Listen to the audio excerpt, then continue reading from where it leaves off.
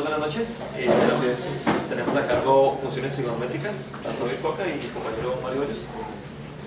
Bueno, yo creo que todos ustedes han tenido alguna interacción, es lo más lógico que hayan tenido interacción con las funciones trigonométricas, son de gran importancia en nuestras carreras por la ingeniería. Ahora bien, entonces, lo que buscamos con esta exposición es que por medio de la actividad se logra una visión de funciones trigonométricas, su origen y su aplicación. Esto es un poco redundante pues, porque, como explicaba al comienzo, ustedes todos tenemos la idea de qué es una función trigonométrica, para qué sirve, pues entonces vamos a ir un poco a la historia que tiene y vamos a intentar hacer algunas demostraciones. Como palabras claves no pueden ser otras: seno, coseno, tangente, cotangente, secante y cosecante, que ya nos hablan directamente de las funciones trigonométricas y sus normas. Lo que buscamos con nuestras actividades es sustentar la solución de problemas de manera analítica y con lenguaje matemático. Es algo a lo que nosotros estamos acostumbrados porque pues, vivimos y dormimos con esto. Vamos a hablar un poco de historia, la historia de la trigonometría. La trigonometría es la parte de las matemáticas que se encarga del estudio de las relaciones que existen entre los ángulos y los lados de un triángulo. Estas relaciones se aplican para resolver muchas situaciones de la vida cotidiana. Bueno, desde mi caso particular, son bastante importantes al momento de hallar cargas o de cuando tenemos que hallar una forma geométrica, se descompone y es fácil conocer sus características por medio de las funciones trigonométricas. Bueno, esto es un poco como de la etimología de la palabra, de lo que significa que se den las medidas del triángulo y las distintas relaciones que se pueden tomar entre ellos, entre los tres ángulos y los tres lados. Bueno, desde hace más de 3000 años, pues es de esperarse que eso tenga su tiempo, los babilonios y los egipcios utilizaron las medidas de los triángulos y sus ángulos para realizar mediciones en la agricultura y construcción de pirámides. Digamos que este fue el origen funcional que ellos le dieron. Posteriormente, esta ciencia fue evolucionando hasta llegar al campo de la astronomía, donde es de gran importancia. Si mal no recuerdo, unos compañeros nuestros hablaron de medir la distancia entre estrellas y cosas como esas, y lo hacen efectivamente por medio de trigonometría, funciones trigonométricas. Entonces, pues esto nos deja entrever un poco a manera global la importancia tan grande que tiene esto para las ciencias exactas, la trigonometría.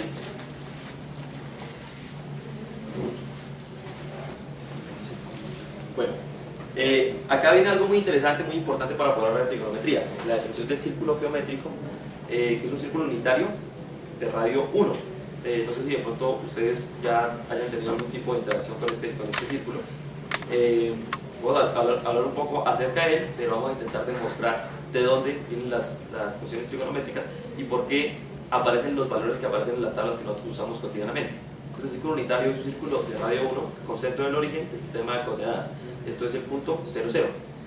Cada número real de la recta numérica se asocia con las coordenadas de un punto en el círculo unitario llamado punto circular.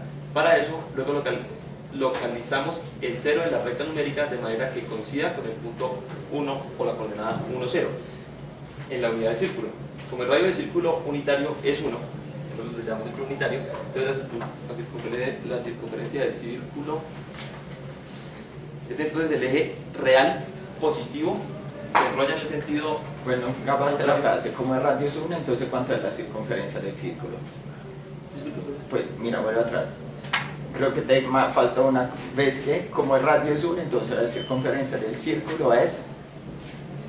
Pues ahí no lo escribiste, pero ¿cuánto es? 2, la cuerda del círculo. ¿La cuerda de la circunferencia? Dice, como el radio es 1, entonces la circunferencia del círculo es... ¿Cuánto es? Sería 3,14. No, no es 3,14. ¿Cuánto es? Dale, todo. O sea, radio es 1, ¿cuánto es la circunferencia del círculo? 2pi por 1, 2pi. Listo. 2pi. O sea, 2pi. 2pi porque R es 1. Pero R es 1, 2pi.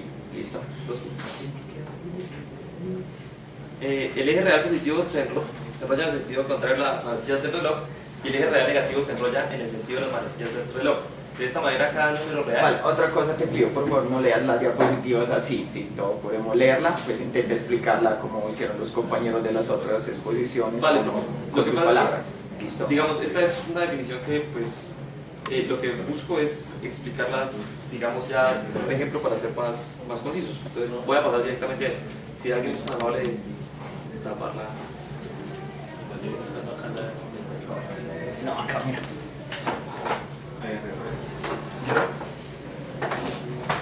Bueno, las funciones trigonométricas parten básicamente de dos fundamentales, que como todos sabemos son seno y coseno. A partir de estas dos identidades nosotros podemos hallar el resto o colocar todas en función de estas. Cuando hablamos de círculo de radio 1, entonces pues dibujamos un sistema de coordenadas, disculpa.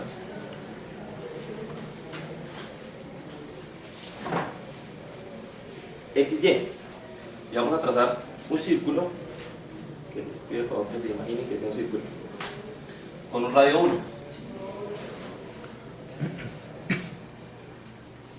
Un radio 1.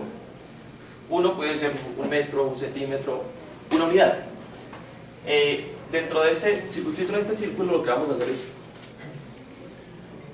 un triángulo rectángulo. Y aquí pasamos a las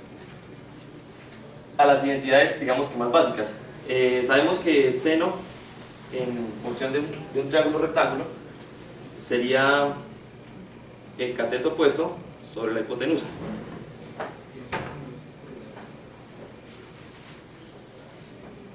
En este caso, nuestro triángulo rectángulo, la hipotenusa es igual a 1 por Pitágoras, ¿verdad? Al despejarlo sabemos que la hipotenusa vendría siendo 1. Entonces, así las cosas, el seno vendría siendo igual al cateto opuesto sobre la hipotenusa igual al cateto opuesto, ¿cierto? Entonces, ¿qué buscaríamos? Sabemos que será hipotenusa, cateto opuesto, que es el que está opuesto a beta, el ángulo, y el cateto adyacente. Hasta ahí todos claro, ¿cierto? Entonces, sabemos que el cateto opuesto en este caso sería seno. Entonces si buscamos, por decir algo, el seno de 0 es 0, ¿cierto? Ahora, si volvemos a nuestra circunferencia de radio 1,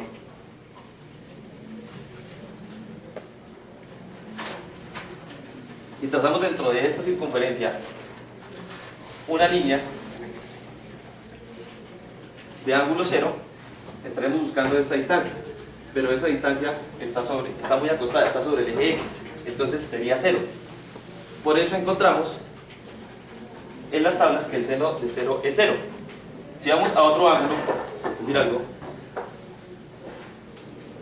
el seno de 45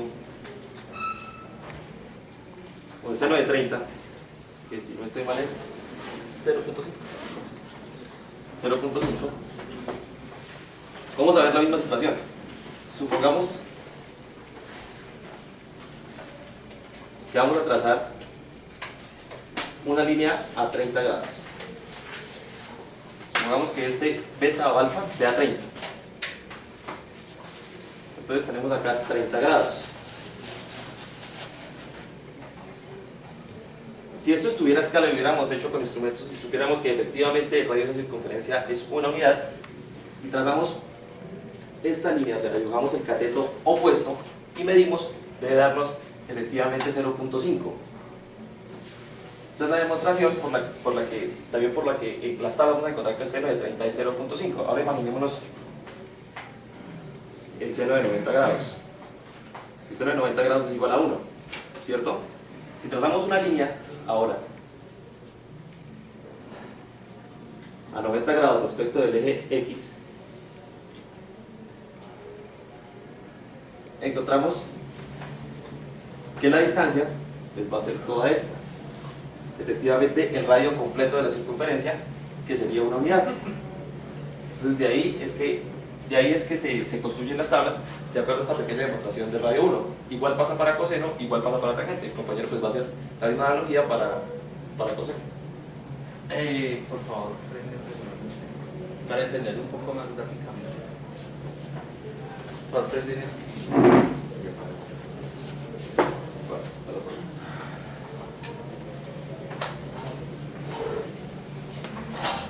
Aquí está más o menos explicado las distintas funciones.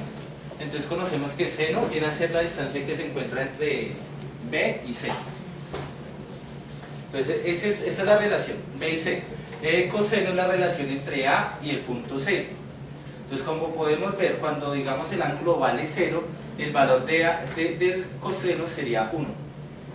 Si lo entienden en la gráfica, sabiendo que la circunferencia es de radio 1. Listo, entonces, y el seno de 90, pues si usted hace coloca este ángulo acá, le daría 1. Tangente, ¿qué es? Tangente es la medida entre E y D, entre la recta E y D es la medida. Entonces, tangente de 0 es 0, y tangente de 90, infinito. Sí, porque las dos rectas se hacen paralelas. Es que creo que ese verde no se ve muy bien. ¿Qué tangente es seno sobre coseno? La lineecita. Tangente es donde esta recta, la recta A a D, corta el pedacito de AE. Entonces, cuando tenemos un ángulo de 90, vemos de que las dos líneas son totalmente paralelas, es decir, nunca se cortan, por lo cual tangente es infinito, en 90 grados. Las inversas, entonces cotangente, las inversas son cuando las trazamos por este lado, totalmente esta línea. Entonces, si trazamos tangente por acá, tangente de 0 me da también infinito, que es lo que generalmente uno conoce. Esta es la explicación gráfica de a dónde se asignan cada uno de los valores de las distintas funciones.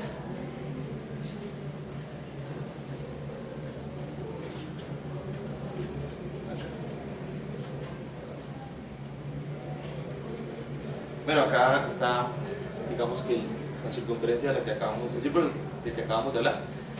Lo que dice el compañero es, pues esa es la razón por la cual cuando nosotros trazamos la gráfica, el gráfico de la función tangente, encontramos podemos trazar asíntotas dentro de este gráfico, porque hay valores que tienden al infinito, entonces no se van porque las líneas de los círculos, las líneas que trazamos no se van a encontrar nunca. Entonces, una forma como un poquito más desordenada de escribir lo que estábamos hablando. Bueno, variaciones gráficas de las funciones trigonométricas. Aquí encontramos unas identidades que son pues, básicas, son bastante básicas, vienen de la geometría, pero son bastante útiles en la mayoría de los campos. Con estas identidades podemos llegar a solucionar diferentes tipos de problemas de manera gráfica, y así los podemos entender, digamos que hallar componentes de un triángulo que nosotros no conozcamos a partir de dichas identidades, conociéndolas pues, como se describe. Listo, las funciones trigonométricas son las aplicaciones y la resolución de las distintas relaciones. Voy a escribir las principales identidades trigonométricas fundamentales, que son como que cosecante es la inversa de seno, entonces el coseno es la inversa. Por favor, apagan el olvido ahí.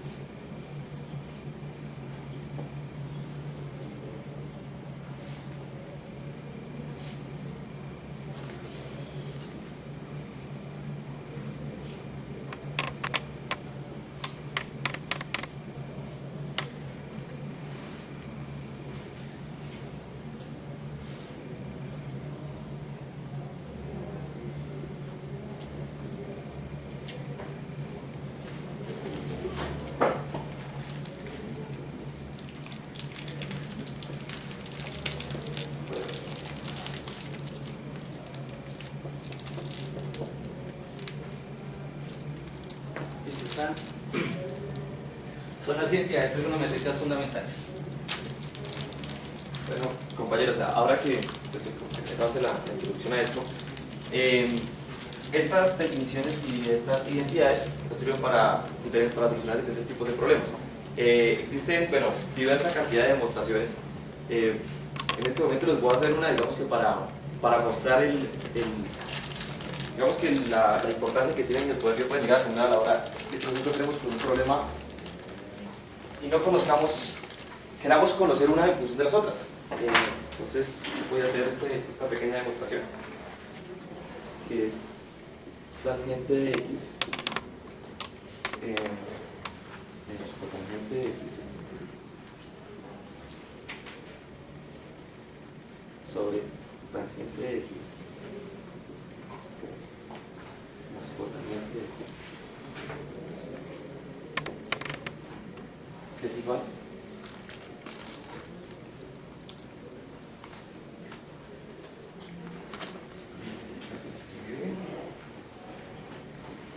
listo.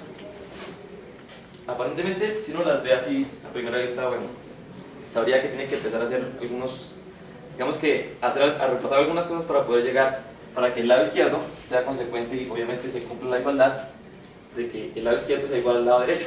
Entonces empezamos a colocarlas en función de las fundamentales, que serían seno y coseno, ¿verdad?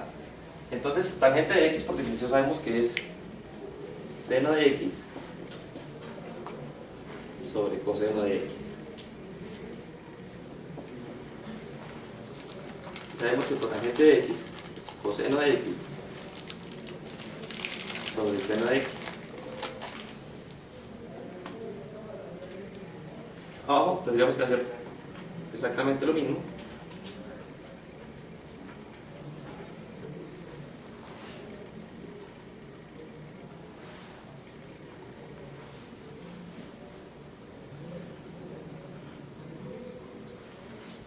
Hasta el momento lo único que hemos hecho pues, es colocarlas en función de las identidades fundamentales.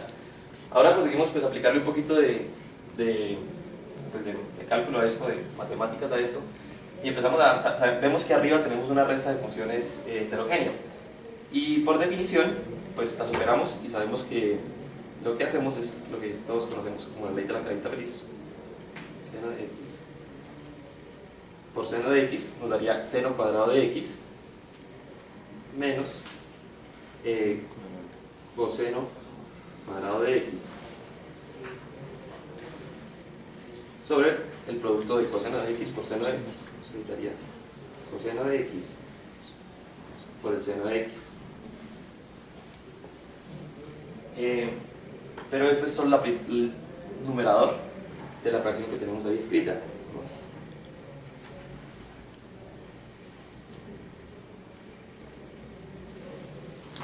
Procedemos con el denominador de la misma forma. La única diferencia que hay entre estos dos es que pues, una es una suma y la otra es una resta, pero aplicamos el mismo principio. Seno cuadrado de x más coseno cuadrado de x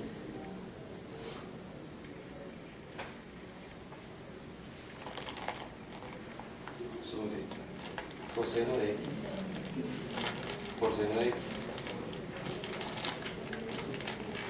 Aquí por teorema sabemos que si tenemos dos fracciones que se están dividiendo entre sí y estas tienen el mismo denominador, podemos cancelarlas. Es decir, estas dos se eliminarían entre sí y llegaríamos a que seno cuadrado de x menos coseno cuadrado de x está dividida entre seno cuadrado de x más coseno cuadrado de x. Y esta es como una definición fundamental de la trigonometría, un teorema fundamental de la trigonometría, que sabemos que está igualado a 1. Para entonces, claro, que coseno cuadrado de x más coseno cuadrado de x es 1. Así las cosas, esto sería igual a 1 y dejaría de ser fracción y se convertiría en seno cuadrado de x menos coseno cuadrado de x. Digamos que ya hemos trabajado en la demostración, pero pues aún nos falta porque lo que tenemos al lado izquierdo aún no es igual a lo que tenemos al lado derecho. Entonces, si me permiten, yo voy a continuar por este lado. Yo tengo tomado apuntes de esto.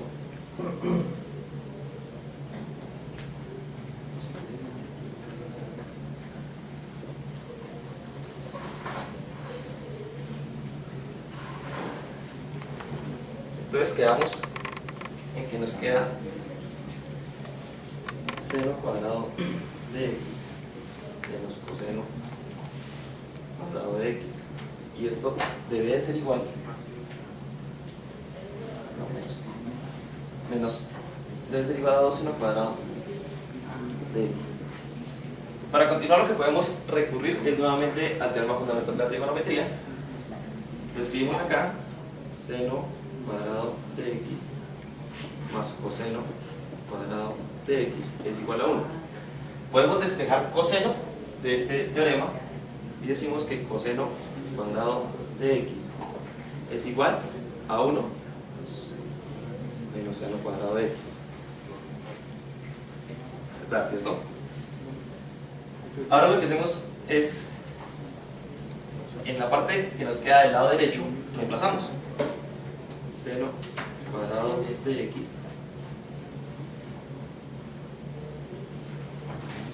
menos coseno cuadrado de x, pero coseno cuadrado de x, al despejarla, nos queda como 1 menos seno cuadrado de x. Si rompemos el paréntesis, nos queda que seno cuadrado de x, explicando la ley de los signos, es menos 1 más seno cuadrado de x. Estos dos senos los podemos sumar y nos quedan 2 seno cuadrado de x menos 1. Y efectivamente, llegamos a que el lado derecho de la igualdad es igual al lado izquierdo de la igualdad. Es decir, al aplicarle este pequeño cálculo, demostramos que efectivamente la igualdad pues, se cumple. Y pues así como esta hay sin número de igualdades y demostraciones que se pueden hacer simplemente teniendo claro qué es cada cosa, ¿no? Cómo coloco una función en términos de la base.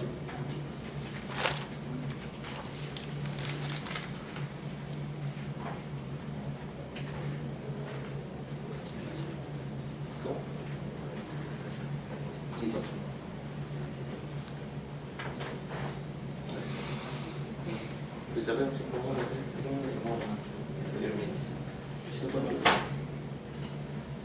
Bueno, la mayoría de identidades trigonométricas que uno ve en la mayoría de libros salen a partir del cambio de, digamos, de nombrar una función en función de otra. Es decir, seno se puede escribir en función de cosecante o tangente, lo más escribir en función de seno. Otra de las fórmulas principales para trigonometría son las fórmulas del doble ángulo, que son las siguientes. Terminar ya de copiar.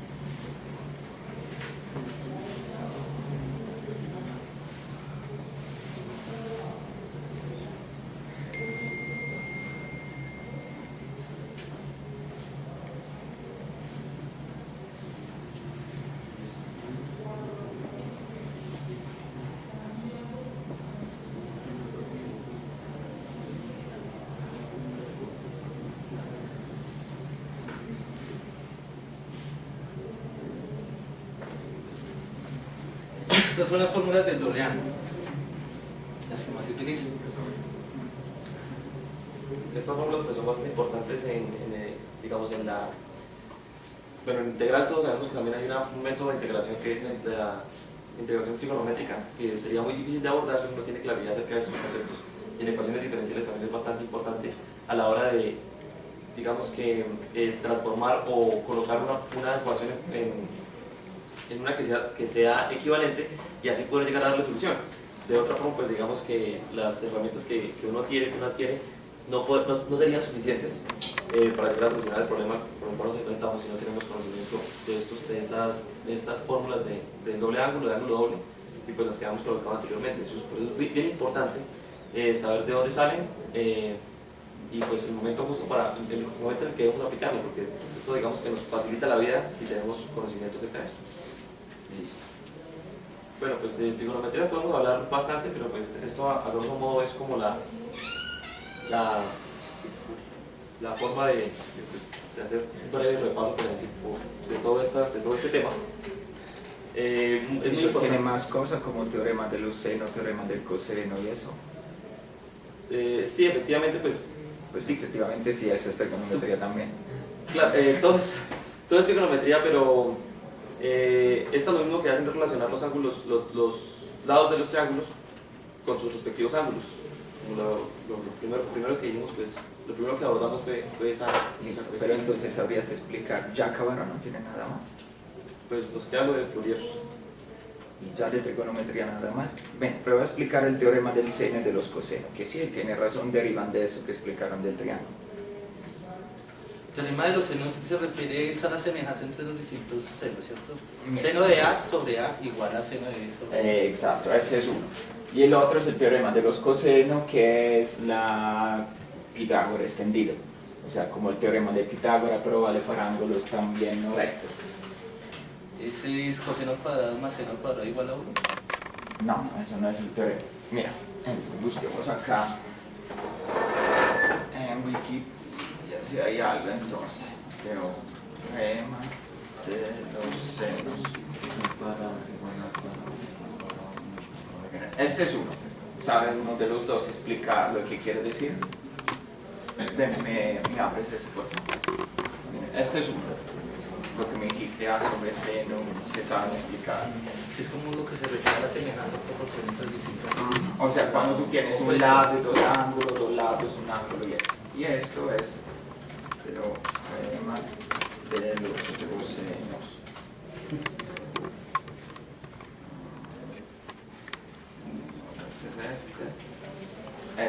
Este es el otro. ¿Listo? Entonces, esos dos teoremas son bastante útiles en trigonometría, juntos obviamente al teorema de Pitágora que todos conocen. ¿Listo? Entonces, si quieren, pueden explicar esto que es pues otra parte que nos sirve bastante la trigonometría. Corren acá. Yo entiendo el teorema de los senos como la proporcionalidad entre los distintos ángulos y entre el ángulo y su lado opuesto.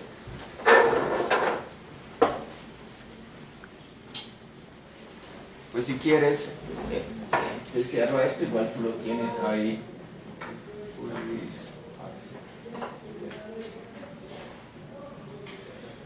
Lo tienes ahí en la pantalla, ¿no? Y Sí. sí tienes la cosa. La definición que nos da también Wikipedia es idéntica, me dice que es una relación de proporcionalidad entre las longitudes de los lados de un triángulo y los senos y sus respectivos ángulos opuestos. Eso me da que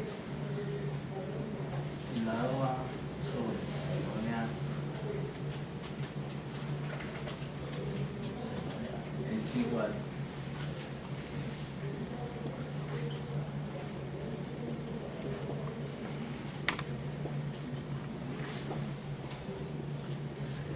Listo. ¿Qué quiere decir esto? Para encontrar todos los lados y los ángulos de un triángulo que es suficiente conocer. Pues así todo lo que, digamos, si conozco un lado y un ángulo. Necesitas un lado y un ángulo. Y un ángulo. No, con un lado un ángulo no hace. Te sirve un lado mínimo. mínimo necesito un lado. Un lado y ¿cuántos ángulos? Y dos ángulos. O Dos ángulos. ángulos. Un ángulo adyacente. Puede O dos ser- ángulos. No, un ángulo solo no te sirve. Si no es un triángulo o rectángulo, te sirve un lado y por lo menos dos ángulos que te permiten de encontrar el tercero. ¿Por qué? Si tienes dos ángulos, porque puedes encontrar el tercer ángulo. Porque por lo de 180. La suma es 180. La suma- ¿Listo? Entonces, La suma de este los ángulos- teorema te permite de encontrar la longitud de los lados de un triángulo cuando conozcas, de un triángulo cualquiera, no importa que sea rectángulo, cuando conozcas dos ángulos, entonces el tercero y por lo menos uno de los lados. ¿Listo? Tengo entendido que o sea, no recuerdo bien la demostración, pero es necesario, o sea, siempre debe existir un lado. Exacto, lo Es que por te la digo. manera de los triángulos, de que si uno tiene un triángulo, usted puede tener un No, pero tú lo estás dibujando rectángulo, Bueno. entonces más sencillo, aplica, ¿sí? aplica también para... Porque eso, ese teorema, lo interesante es que aplica para cualquier triángulo. O sea, bueno, es que me queda más fácil de dibujar. A lo que me refiero es de que si uno conoce los ángulos, usted puede tener muchos, infinitos triángulos semejantes Ujú. con los mismos ángulos. Exacto. Por eso Entonces, se hace necesario que usted conozca mínimo. sí, un lado. que es lo que te dije, que tienes que conocer un lado y tres Mínimo. ángulos. Pero entonces, ¿cómo funciona? Dibujo un triángulo cualquiera, vamos a ver cómo se puede utilizar el teorema para encontrar el triángulo. No rectángulo, por favor, sino... El pulso. Listo. Tampoco esto es igualito. Dibúcalo Equilátero. como es isósceles. Creo que se dice.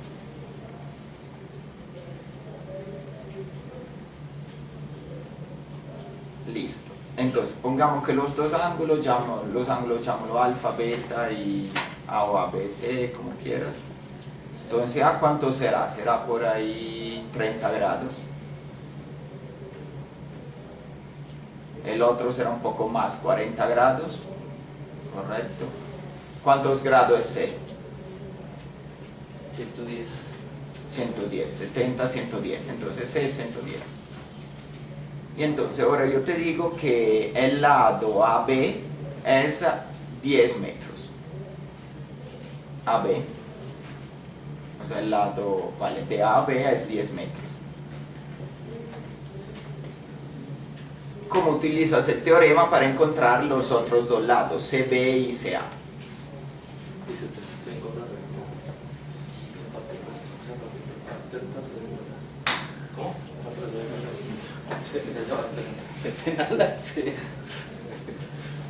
Listo. Entonces tengo el lado C, este lado. Eso AB sí sería C. Este Listo, lado C igual 10. Entonces tengo C igual 10. Conozco los ángulos, entonces por ejemplo el seno de A, seno de 30, creo, 0.5. Sí, pero espera, antes de escribir seno 30, 0.5, ¿qué ecuación tienes que escribir entonces? Voy a encontrar los distintos lados, entonces ya tengo C, Listo, entonces tengo C, tienes y C. tengo seno de C.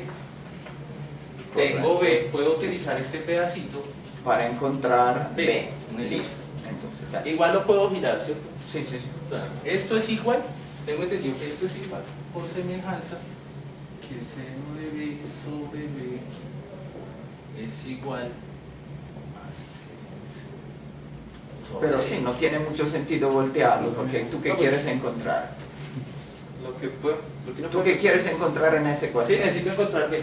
B, entonces ¿qué Entonces me tienes que quedaría despejar de la B ecuación? igual a C Sobre seno de C por seno de... Exactamente. B. Listo, entonces vale, a uno ahora reemplaza los valores, C es 10, seno de C será seno de 110, el otro seno de 40 y encuentra el valor de B al lado. Seno de C, ¿cuánto es seno de 110?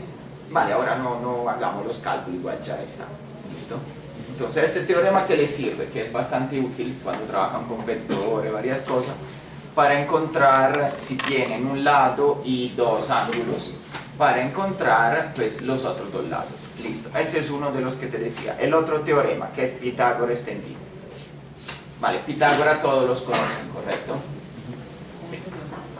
Es el teorema de los senos, se llama. El otro es el teorema de los cosenos. Está ahí, escríbelo y vamos a ver qué nos puede servir.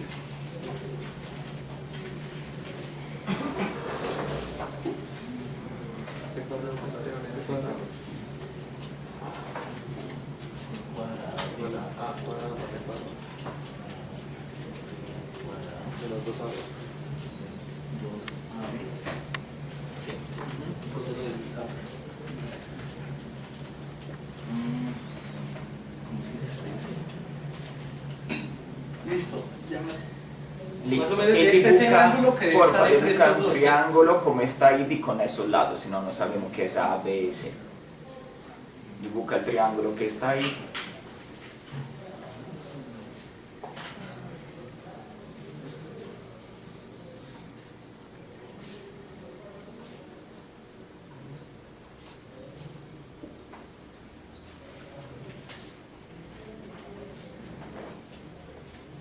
No, A, ¿qué llamaste? Ah, no, espera, yo no creo que es así, correcto. Ah, listo, esta vale, no sirve en el teorema, no dibujas la, dibujas solo alfa, beta y los lados. Sí, esto no, Sí, esos puntos no tiene sentido ahí. Dale, dibuja alfa, beta, gamma y los lados.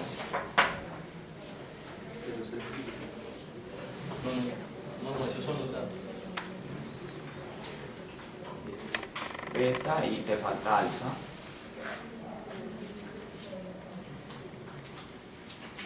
Y los lados A, B, C.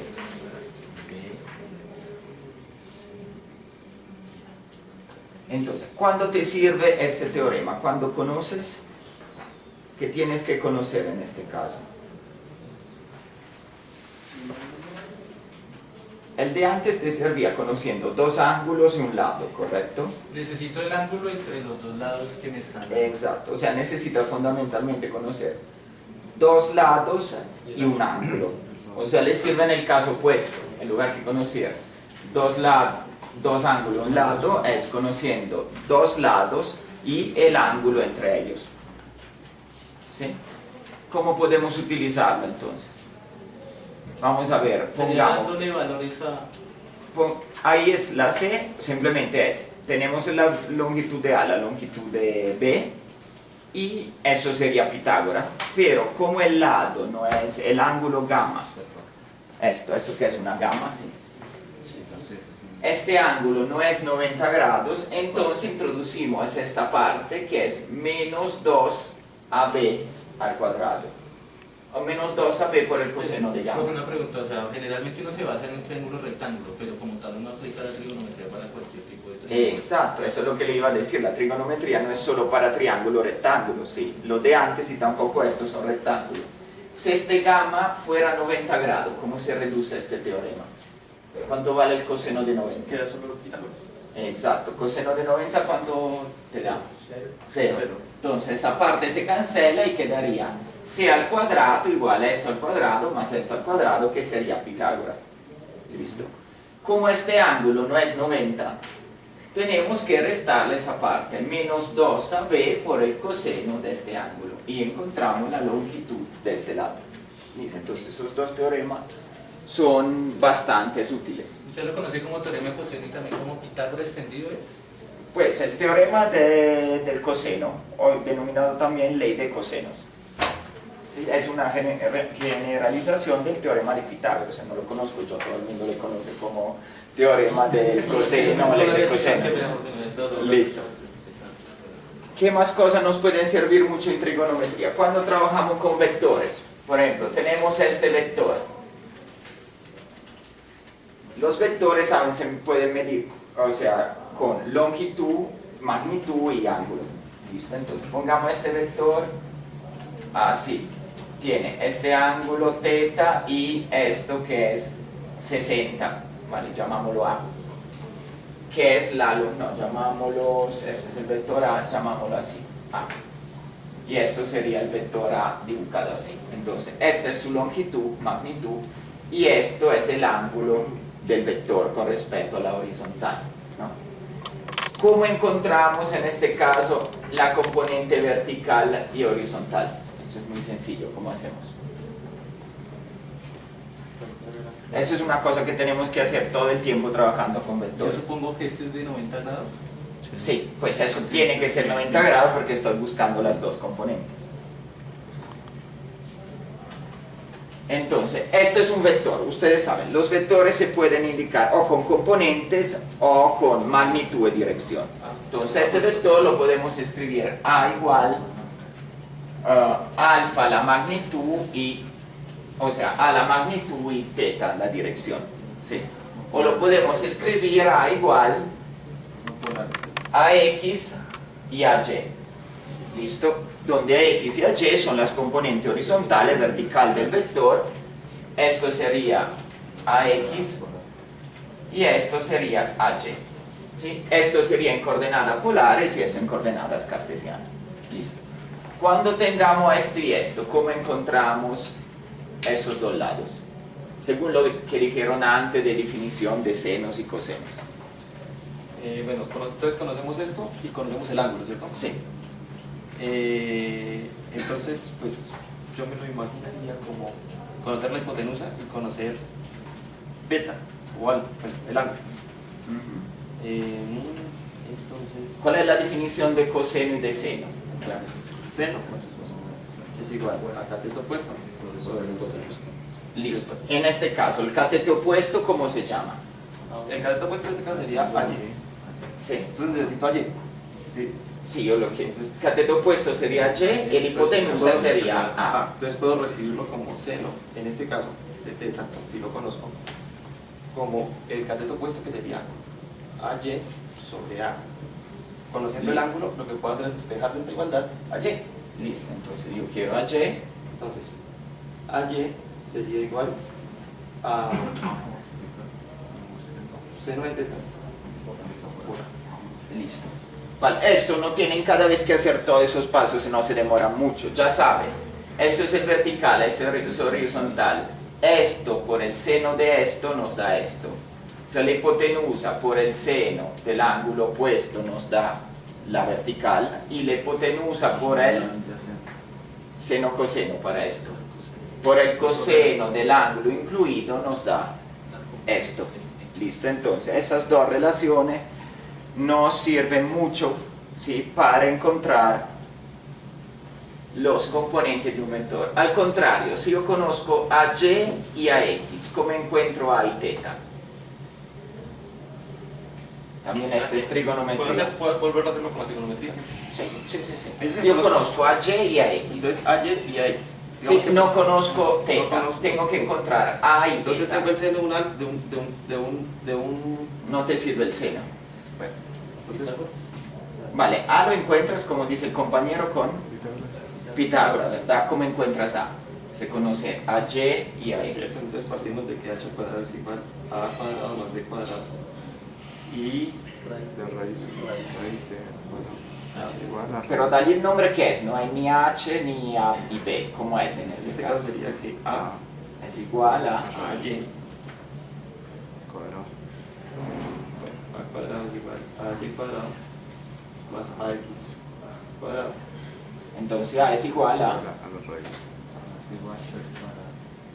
raíz cuadrada de esto. de eso. Listo. Ah, Esto es otro que nos transforma de coordenada polar o de vectores en coordenada polar a vectores en coordenadas cartesianas. En la magnitud del vector. Listo. ¿Y teta cómo lo encuentro? El ángulo.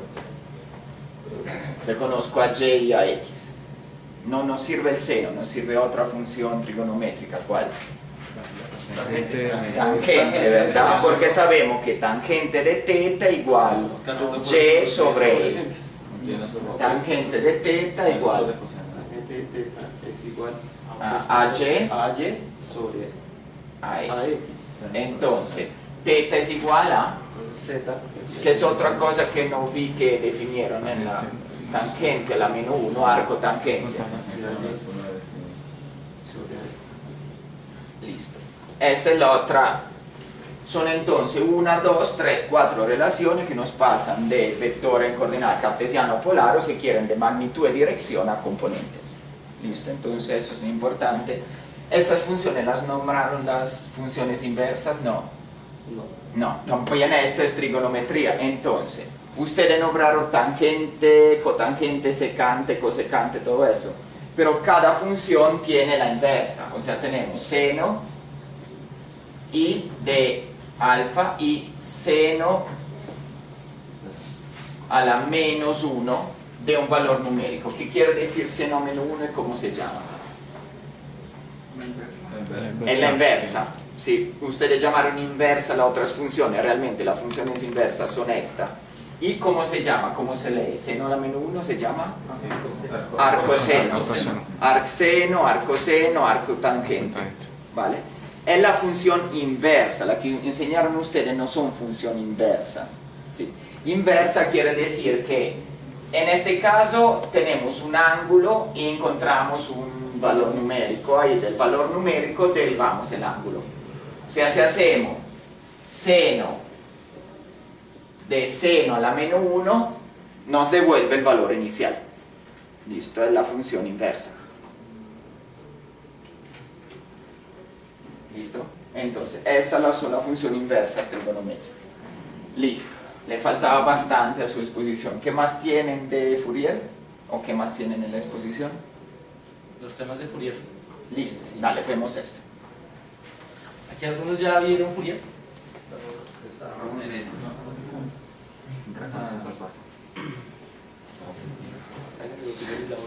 Listo, pues Fourier está bien que eso puede ser un poco complejo, pero la trigonometría sí tienen que saberle explicar bien, porque pues la vieron hartas veces.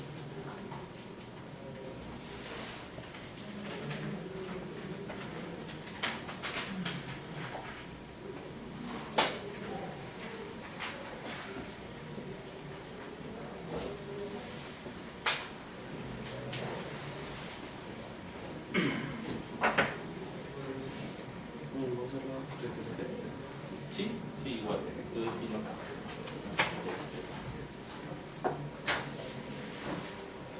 Bueno, el objetivo como tal del análisis de Fourier, el uso que se le da al análisis de Fourier es el estudio de las señales en ondas básicas o armónicos.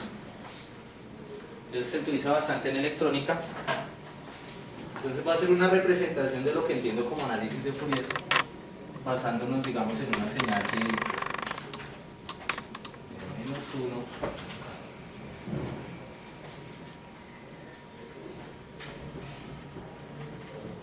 y 1. Entonces digamos que acá tenemos una señal que se comporta de esta manera, bits.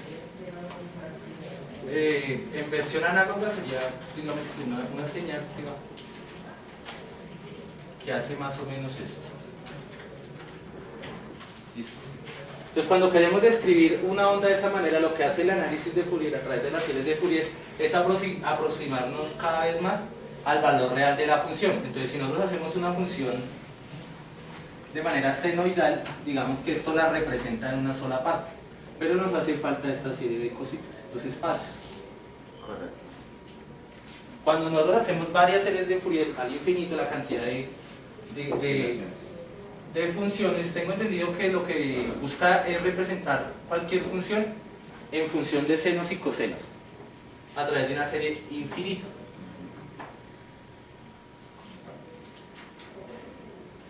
Entonces digamos que otra aproximación mucho más realista podría ser algo así. Y hasta pues todas las veces que usted dice al infinito. Más o menos eso es lo que busca el análisis de Fourier. O sea, lo que dice Fourier es que cualquier función periódica se puede representar como una serie infinita de funciones seno y coseno. Senos y cosenos. Sí. Y se utiliza bastante en electrónica en nuestra área para el análisis de señales, ya que a través de usted distintos microchips o las lecturas, los decodificadores utilizan estos cálculos para determinar cómo se comporta la señal, cuántos bits ocupa, cuántos no, cuál es el dato que más se repite, el dato que no se repite, a través de esto. Listo.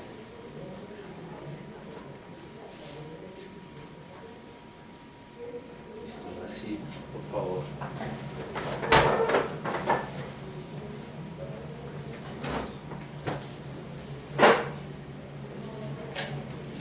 Listo. Acá básicamente nos dice el concepto, es una, digamos, una disciplina matemática que se aborda en el siglo XIX y el siglo XVIII bastante por el tema de la electrónica.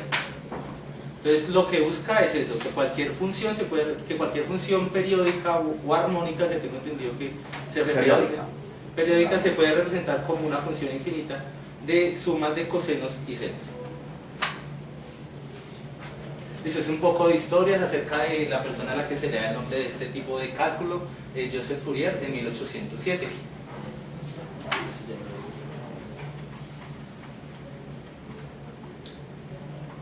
Listo. Entonces básicamente ahí está describiendo la función de la ecuación de una función en valor del tiempo. Entonces nos dice que una función real es igual a este cálculo que comienza desde una suma pequeñita, desde el valor inicial, que podemos tildarlo acá, hasta el valor final, y se compone por esta sumatoria que va desde n1 hasta infinito. Entre más cantidades sumas, más yo pueda desmenuzar o agregar o disminuir la cantidad de cambios de intervalos, eso me permite una representación mucho más fiel de cada una de las señales que estoy analizando. Si miras dentro del seno del coseno, cada una de las funciones sucesivas tiene un periodo que es un submúltiplo entero de la primera. O sea, la primera tiene periodo, no sé, 1, después un medio, un tercio, acá mira. Ven esa n. Sí, o sea, el periodo, la longitud de cada una de las funciones sucesivas cada vez va disminuyendo, ¿sí? Por este factor n. Si omega, n omega es cada vez un medio, un tercio, un cuarto, un quinto, así, de la función. Viene la obtención de los coeficientes de Fourier, que es lo que generalmente se utiliza para solucionar los distintos problemas de Fourier. Entonces está... apagamos esto y yo los anoto los coeficientes. ¿Qué son los coeficientes? ¿Dónde sirven? Generalmente es para, o sea, uno los reemplaza para, digamos, donde se utilizan cosenos, hay unos especiales donde usted utiliza ese coeficiente para solucionar ahí la posición de coseno. Hay otros que se utilizan para, como escalares, y hay otro que es de la función Sí, seno. pero ¿qué son? Sube un momento. ¿Cómo los utiliza? O sea, ¿qué quiere decir una serie de Fourier? Quiere decir la suma de una serie de senos y cosenos. Entonces, el periodo de los senos y cosenos los conocemos porque cada vez son múltiplos, o sea, submúltiplo, un tercio, un cuarto, un quinto, así. Los coeficientes, ¿dónde van a afectar? Van a estar, serían este AN, este BN, o sea, es la amplitud de cada una de las funciones, ¿sí? Entonces, fundamentalmente, para escribir la serie, lo único que uno tiene que determinar son los coeficientes, ¿sí? Porque los periodos de las funciones ya los tiene. Entonces, para determinar la serie, toca determinar esos coeficientes, que son los valores que están enfrente de las funciones senos y cosenos. ¿Listo? Dale. Ahora escribo los coeficientes. Que ¿Cómo? son escribo los coeficientes que son A sub 0, AN y BN, que son los tres coeficientes. A sub 0 es el primero, en el caso que la función no sea centrada sobre el eje X. O sea, su momento. O sea, si la función es sobre la X, es de A sub 0 es 0. ¿Sí? Si no se le sumas, puede hacer funciones hacia arriba, hacia abajo. Y no tiene ninguna función armónica. Después A1, B1, A2, B2, A3, B3 son los valores numéricos que están enfrente de cada una de las funciones senos y cosenos. Listo.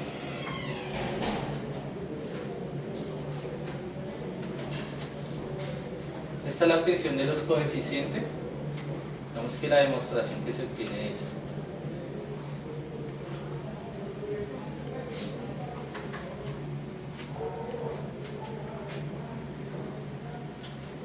A sub 0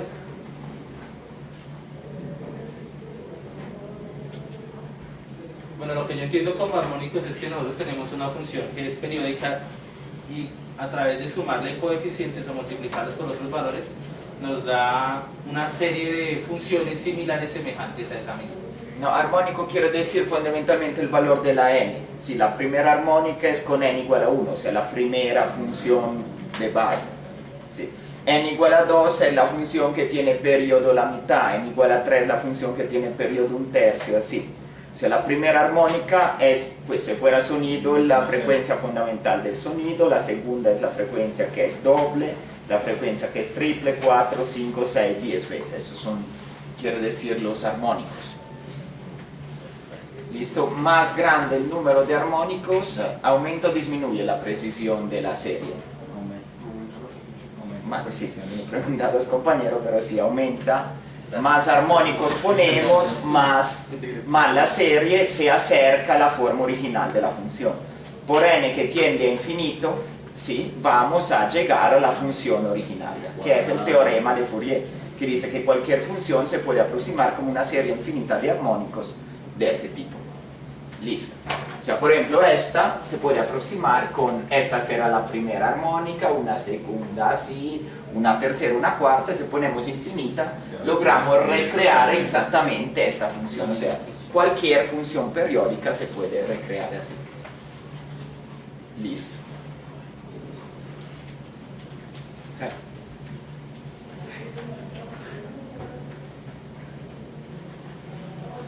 Creo que era aquí lo que el profesor se refiere acerca de los armónicos, de cómo uno se acerca a ellos.